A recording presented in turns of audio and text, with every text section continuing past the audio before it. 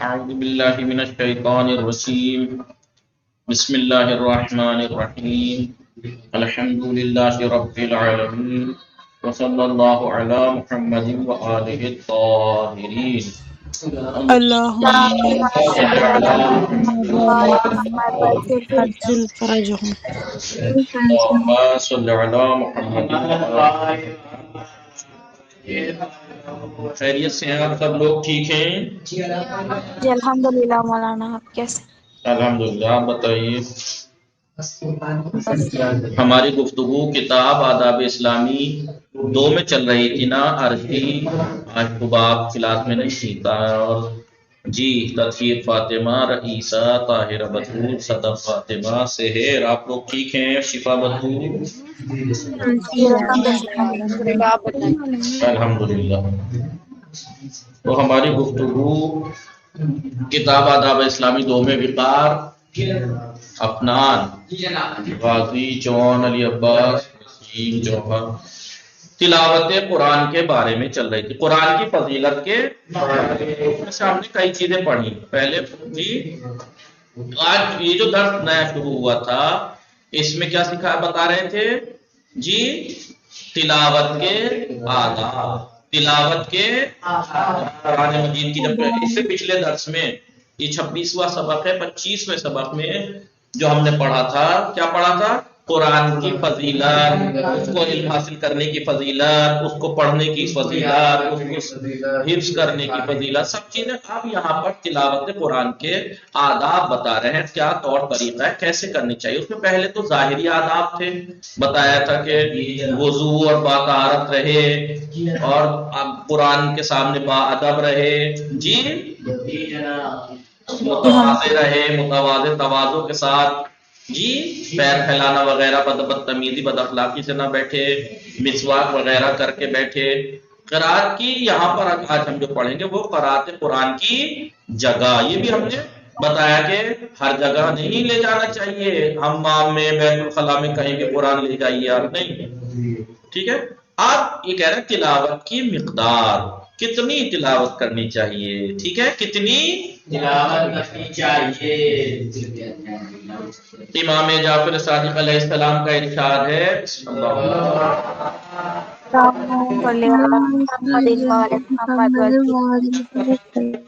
چھٹے مولا، القرآن عہد اللہ الی خلقہ.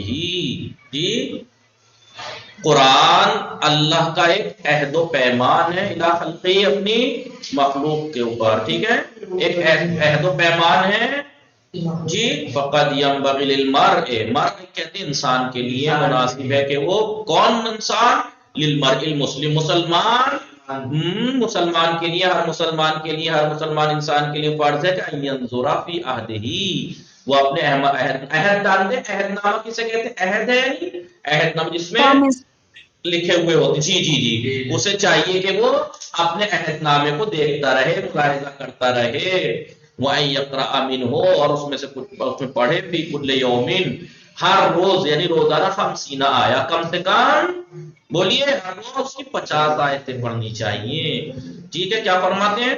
قرآن مجید اللہ کی مخلوق کے لیے اس کا ایک، اللہ کا ایک عہد ہے.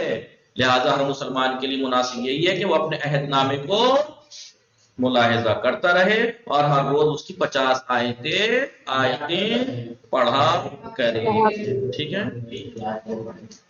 واضح رہے یہ بات آپ کے لیے، کلیئر رہے کہ اگرچہ قرآن مجید کی جتنی زیادہ تلاوت کی جائے اتنا ہی بہتر ہے، جتنی زیادہ تلاوت کی جائے اتنا ہی،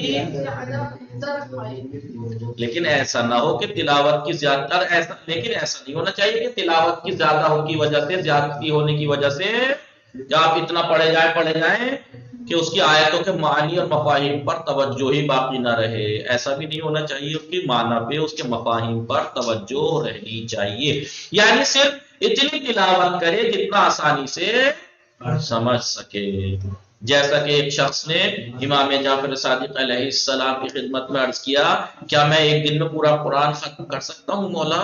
تو آپ نے فرمایا لا يعجبني ان تقرأه في اقل من شهر، مجھے پسند نہیں ہے کہ تم ایک مہینے سے پہلے قرآن کو پڑھو، یعنی ایک مہینے سے کم میں مت پڑھو جی، یعنی ایک ختم قرآن کے لیے کم از کم ایک مہینہ خرچ کرنا چاہیے، تاکہ آپ ایسے پڑھیں کہ آپ کو اس کے معنی مفاہیم یہ سمجھ کے پڑھیں۔ سمجھ میں آ رہے ہیں؟ جی مولانا۔ پیغمبر اکرم صلی اللہ علیہ وآلہ وسلم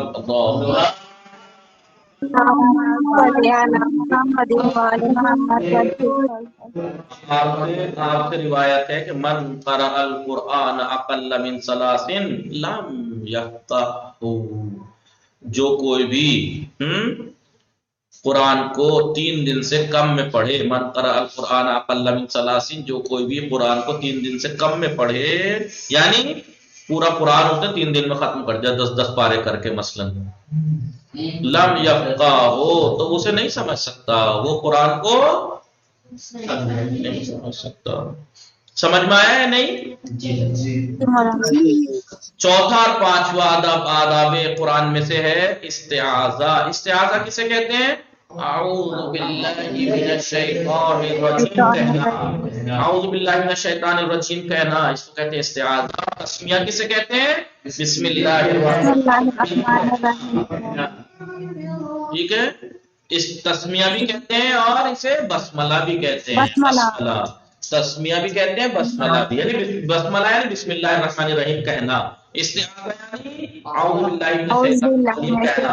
یہ بھی قرآن کی تلاوت کے آداب میں سے، بلکہ استعاذہ تو مستحب ہے لیکن بسم اللہ تو واجب ہے نا۔ سورہ میں سورہ توبہ، سورہ برات کو چھوڑ کر، سورہ برات کو چھوڑ کر، سورہ توبہ کا ایک نام ہے سورہ، شروع ہی اس ورڈ سے ہوا، براءۃ من المشرکین، ٹھیک ہے، تو اس کو چھوڑ کر باقی تو ہر سورہ کا جز ہے نا بسم اللہ، ہر ایک نے بسم اللہ اس کا جز مانا ہے، لہذا بغیر بسم اللہ کے سورہ نہیں پڑھ سکتے، واجب ہے کہ بسم اللہ پڑھ جائے، ٹھیک ہے، لیکن سورہ کے بیچ میں سے اگر آپ پڑھ رہے ہیں تو پھر وہاں مستحب ہے بسم اللہ پڑھنا۔ مثال کے طور پر آپ سورہ بقرہ شروع سے نہیں پڑھ رہے، بیچ میں کوئی صفحہ آپ پڑھ رہے ہیں تو وہاں بسم اللہ کہنا مستحب ہے، وہاں واجب نہیں ہے، ٹھیک ہے، شروع میں جوز ہے، ٹھیک ہے۔ تلاوت شروع کرنے سے پہلے شیطان کے شر سے ہمیں خدا کی پناہ مانگے جی، شیطان کے شر سے خدا کی پناہ، یعنی ہم تیری پناہ میں آنا چاہتے ہیں خدا، شیطان سے بچ کے، اور یہ کہے اعوذ باللہ من الشیطان الرجیم۔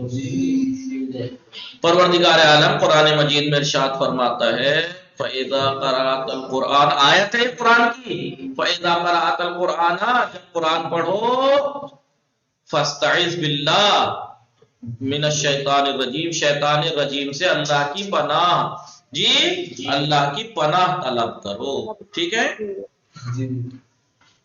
استعاذہ کے بعد بسم اللہ الرحمن الرحیم کہے، اس بارے میں امام جعفر صادق علیہ السلام کا ارشاد ہے اغلقوا ابواب المعصیت بالاستعاذہ وافتحوا ابواب الطاعت بالتسمیہ۔ اغلقوا، غلقہ کے معنی ہے بند کرنا، دروازہ بند کرنے کو کیا کہتے ہیں؟ اغلق الباب، دروازے کو بند کر دو۔ اغلقوا، بند کرو، ابواب المعصیت، گناہوں کے دروازوں کو بند کر دو، بالاستعاذۃ، استعاذہ کے ذریعے سے۔ وافتحوا، کھولو، فتح یفتح،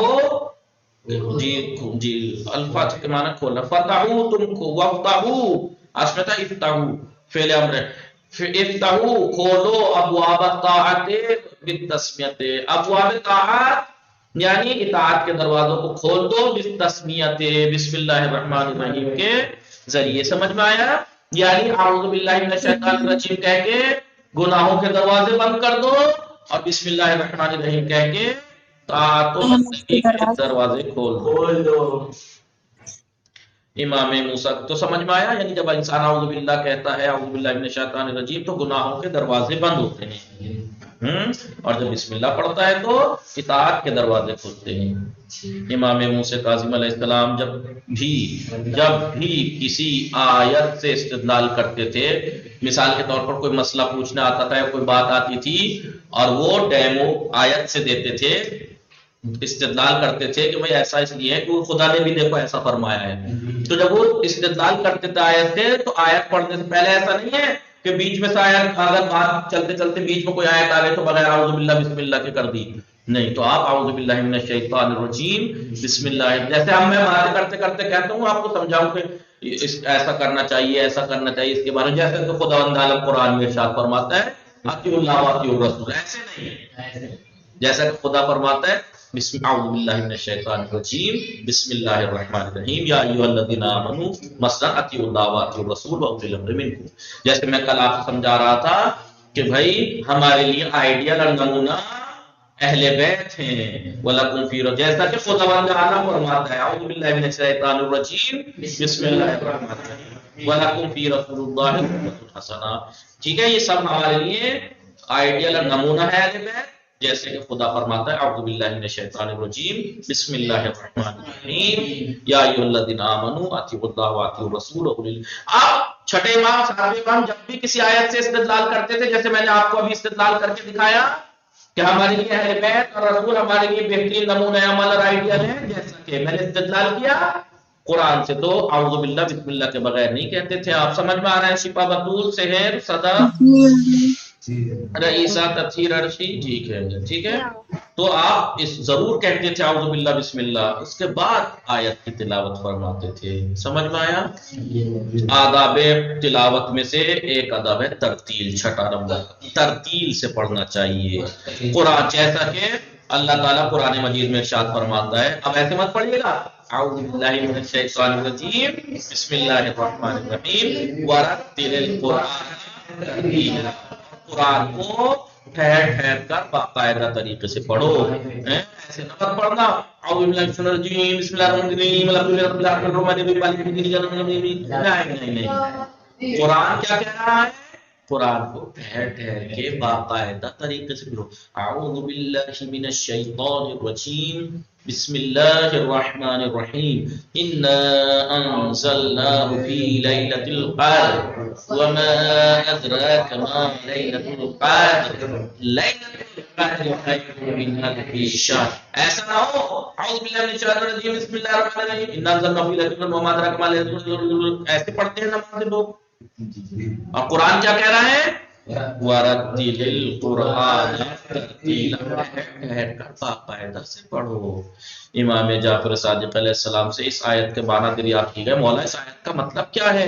وَرَتِّلِ الْقُرْآنَ تَرْتِيلًا، جی اس کا مطلب کیا ہے؟ تو آپ نے فرمایا کہ امیر المؤمنین علی بن ابی طالب علیہ السلام نے فرمایا ہے بَيَّنَهُ تِبْيَانًا وَلَا تُحَزَّهُ حَزَّ الشِّعْرِ وَلَا تنصرہ نصر الرمل ولكن افزعوا قلوبكم القاسیۃ ولا یکن ہم احدکم آخر السورہ، یعنی بینہ تبیانا، اسے ٹھہر ٹھہر کر آہستہ آہستہ پڑھو، ولا تحزہ حز الشعر، اشعار کی طرح گا گا کے گلو میں مت پڑھو،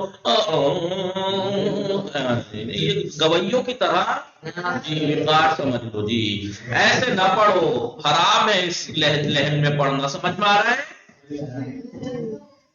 ٹھہر ٹھہر کر پڑھو، شیر کی طرح نہ پڑھو، شیر کہتے گلو سوز اور گلو بناتے ہیں، گلوکار بن جاتے ہیں، ایسے نہ پڑھو۔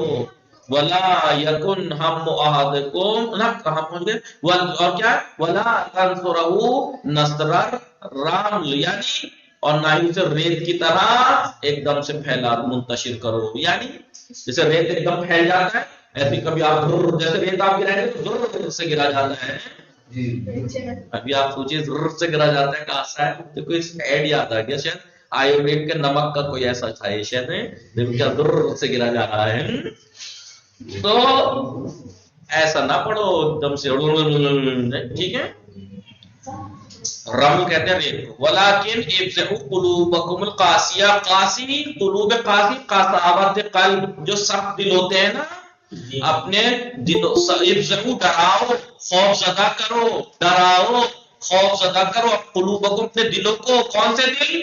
القاسیہ، اپنے جو سخت دل ہیں ان کو، اپنے دلوں کو خوف زدہ کرو، ولا یکن ہم احدکم آخر السورہ، اور تمہیں یہ فکر نہ رہے کہ یہ سورہ کب ختم ہوگا، بہت سے ہوتے ہیں نا سورہ شروع کر کے سوچا کب ختم ہوگا، جی ایسا نہیں ہونا چاہیے، ایسا نہیں ہونا چاہیے، کیا فرما رہے ہیں اسے مولا کیا فرما رہے ہیں؟ جب چھٹے امام سے پوچھا گیا مولا ورتل القرآن ترتیلا کا کیا مطلب ہے جی، تو آپ نے فرمایا کہ مولا کائنات ایسے فرماتے ہیں کیا، اسے اچھی طرح ٹھہر ٹھہر کر پڑھو اور شعر کی طرح گا گا کرنا پڑھو اور نہ ریت کی طرح ایک دم منتشر کر دو پھیلا، بلکہ اپنے سخت دلوں کو خوف زدہ کرو اور تمہیں یہی فکر نہ رہے جی کہ یہ کب ختم ہوگا۔ مختصر یہ کہ تلاوت اتنے آرام آرام سے ہونی چاہیے کہ پڑھنے والوں کو سوچنے اور غور کرنے کا موقع بھی ملتا رہے کہ اگر آپ کہہ رہے ہیں ایاک نعبد و ایاک نستعین تو آپ کو سوچنے کا موقع مل رہا ہے، ایاک نعبد و ایاک نستعین، ہم تیری ہی عبادت کرتے ہیں اور فقط تجھ ہی سے مدد چاہتے ہیں۔ لیکن اگر میں پڑھوں ایاک نعبد و ایاک نستعین تو مطلب کیا پہنچا، آپ نے کیا سمجھے؟ ساتواں آداب تلاوت میں سے کیا ہے؟ دل نشین آواز ہونی چاہیے، دل نشین، ڈھینچو ڈھینچو مت کر کے پڑھا کیجیے، کیسے کیسے عجیب عجیب لہجوں میں، اور کیا اسے اچھی دل نشین آواز سے قرات کے ساتھ جو سننے والے کو لگے کہ ہاں جب رسول تلاوت کیا کرتے تھے تو دشمن بھی چھپ چھپ کے سنا کرتے تھے، اتنی جاذبیت کے ساتھ پڑھتے تھے۔ ٹھیک ہے، قرآن میں خود آلریڈی اتنی جاذبیت ہے جی پیغمبر اکرم صلی اللہ علیہ وآلہ وسلم، لیکن آپ جب الٹا سیدھا پڑھو گے جی اردو کی طرح پڑھو گے بالکل، تو پھر کوئی ایک عرب اٹھ کے جو کلپ چل رہی ہے پھر وہ آپ کی مذاق بنائے گا۔ دیکھیے وہ کلپ کس نے دیکھی ہے؟ ایک عرب انڈین پاکستانی آسانوں کی آوازیں نکال رہا ہے، وہ بنگلہ دیش انڈین، اللہ اکبر اللہ، کیا ہے جیسے دکھائی نہیں آ رہا ہے۔ دیکھیے آپ لوگوں نے جی، پھر ایسے مذاق بنے گی پوری دنیا میں، ہندوستانی پاکستانیوں کی مذاق بنتی ہے کہ یہ عربی کو بھی اپنی طرح پڑھنا چاہتے ہیں، یہ نہیں چاہتے کہ عربی کو عربی جو زبان ہے اس کا ویسے انگلش میں تو بڑا خیال رکھیں گے یہ لوگ کہ ہمارا پروناؤنسیشن ان جیسا ہونا چاہیے، لیکن عربی میں اپنی مرضی چلائیں گے، اللہ اکبر اللہ، کچھ بھی نہیں کوشش کرتے۔ کتنا ہی سکھا لیجیے کہ اللہ منہ بھر کے پڑھا جاتا ہے، یہ دیکھیے اب لگے گا عرب جی، لیکن نہیں، انہیں تو کہنا یہی ہے۔ کوئی اب تو چھوڑیے، ایک دفعہ ایک نوحے خان ہے، جگہ کا ملک کا نام نہیں لے رہا، مشہور ہے، انہوں نے نوحے میں یہ اذان اللہ یہ لہجہ اذان دے رہا ہے، مرثیہ پڑھ رہا ہے، تو پھر مذاق نہیں بنے گی تو کیا ہوگا؟ یہ پرانا نوحہ ہے، یہ آپ سنیں گے تو خورشید اصفی کو جانتے ہیں، مشہور ہیں، میمن کے ہیں، اور ان کی سنیے آپ ان کی پرانی اذان پورا مرثیہ لہجہ دوڑا دی، پتہ نہیں وہ کب، پتہ نہیں حرام کے زمرے میں تو نہیں چلا گیا وہ، کیونکہ زمانی گلو اذان کے بارے میں آپ میں فقہ میں پڑھی بڑی کتابوں میں تشجیع الاذان حرام ہے۔ تشجیع کہتے گلے میں گھمانا، اللہ اللہ کیسے کرنا، اللہ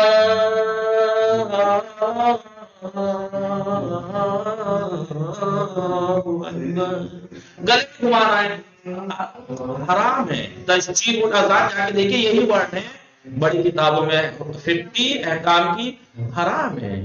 اور آپ دیکھیے، لیکن ہم کیا کریں گے انڈین پاکستانی خاص کر کے، نہیں جی ہمیں نہیں مطلب ہے، اور پھر اہل سنت میں پھر تھوڑا بہت ہم سے بہتر ہے، ہم تو بالکل ہی ڈوب گئے ہیں، ہم نے مرثیہ 2009 میں بدل دیا اذانوں کو اور انہیں تلاوتوں کو جی۔